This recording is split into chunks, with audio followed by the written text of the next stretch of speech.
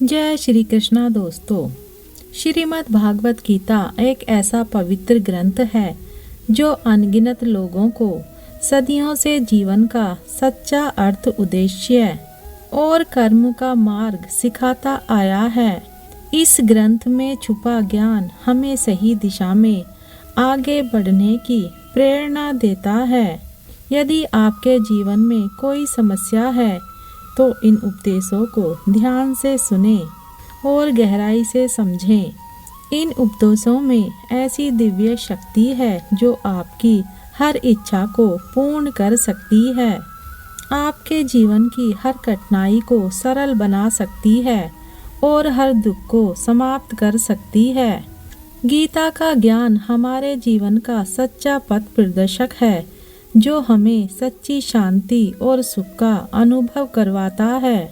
गीता का यह अमृत ज्ञान ऐसा दिव्य वरदान है जो जीवन में ठहराव लाने वाले मन को और शरीर को एक नई ऊर्जा और जीवंतता से भर देता है। गीता में भगवान श्री कृष्ण कहते हैं कि व्यक्ति को सुख और दुख दोनों परिस्थितियों को समान भाव से जीना चाहिए। जिस तरह हम खुशियों का स्वागत करते हैं उसी तरह दुख को भी स्वीकार करना चाहिए, क्योंकि जीवन की पूर्णता सुख और दुख दोनों से होती है।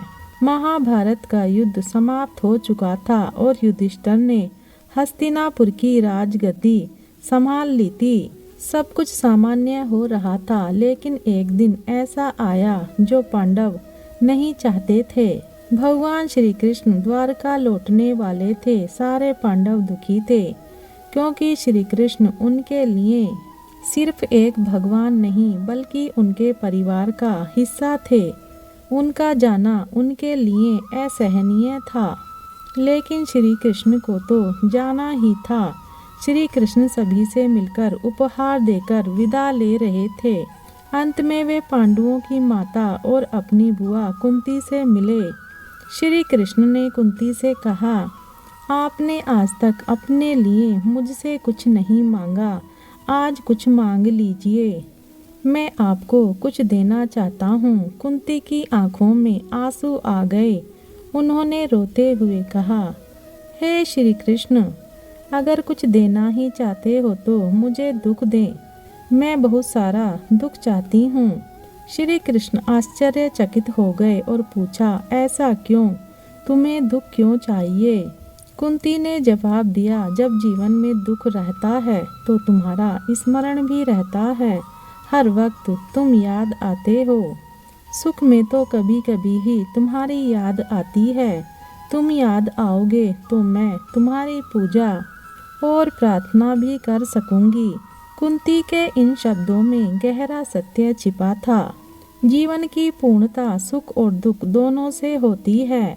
जो लोग बहुत मीठा बोलते हैं और हर समय आपकी तारीफ करते हैं, उनसे हमेशा थोड़ा संभल कर रहना चाहिए, क्योंकि मीठी बातें अक्सर तभी की जाती हैं जब किसी को आपसे कोई काम या लाभ लेना होता है।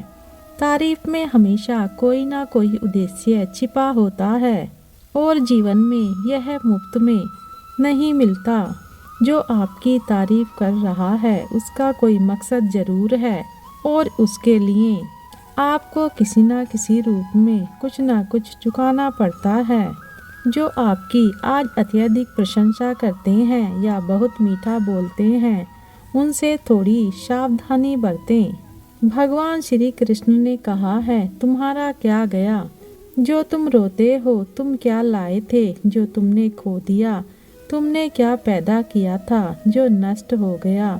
ना तुम कुछ लेकर आए थे और ना ही कुछ लेकर जाओगे। जो लिया यहीं से लिया, जो दिया यहीं पर दिया।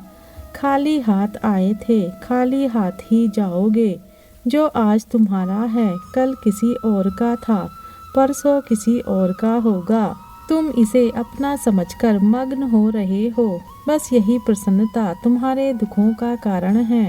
गीता में भगवान श्री कृष्ण कहते हैं कि क्रोध मनुष्य का सर्वनाश कर देता है। क्रोधी इंसान का कोई मित्र नहीं होता।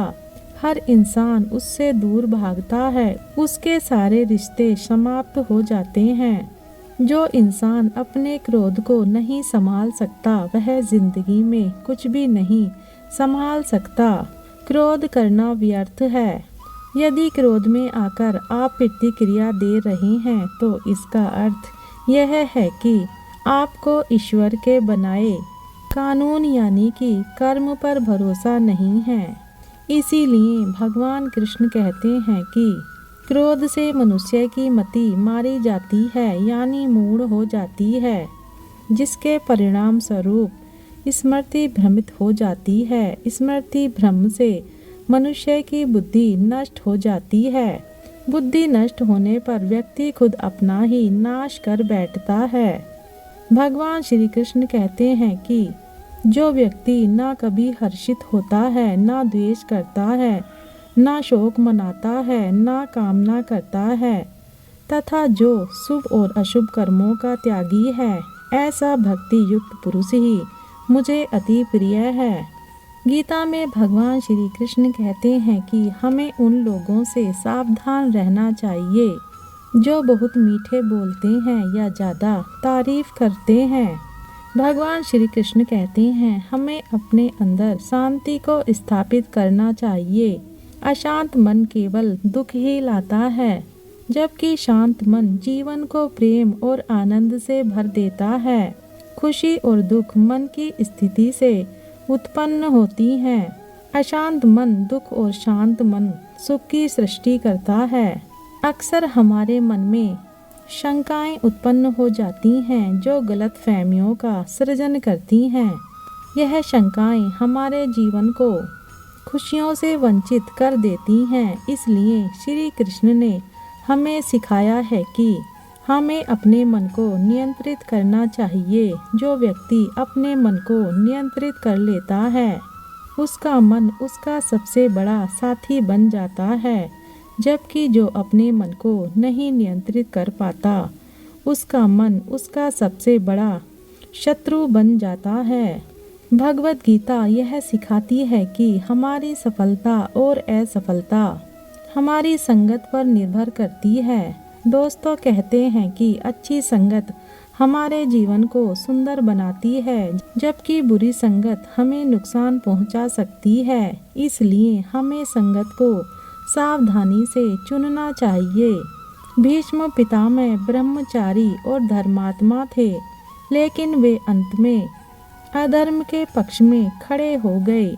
द्रोणाचार्य भी ब्राह्मण थे, लेकिन उन्होंने भी अधर्म का समर्थन किया। इसीलिए उनका अंत वही हुआ जो किसी अधर्मी इंसान का होता है। मृत्यु के समय उन्हें भयानक पीड़ा का सामना करना पड़ा।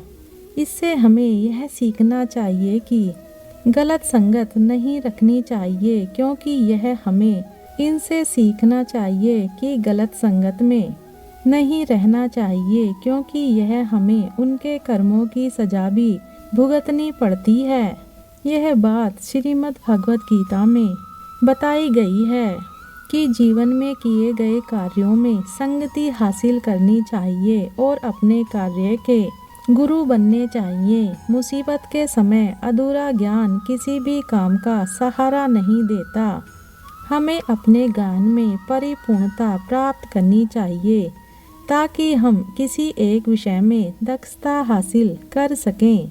भगवान श्री कृष्ण ने अर्जुन से कहा था कि वह आध्यात्मिक गुरु के पास जाकर सत्य को जानने का प्रयास करें। हमें विनम्रता से उनसे ज्ञान प्राप्त करना चाहिए। जैसे छोटे से दीपक की रोशनी से प्रचंड अंधकार भी दूर हो जाता है, ठीक उसी तरह अज्ञानता के अंधकार में सकारात्मक सोच का प्रकाश उजागर करने से अज्ञानता का समाप्त होना संभव है।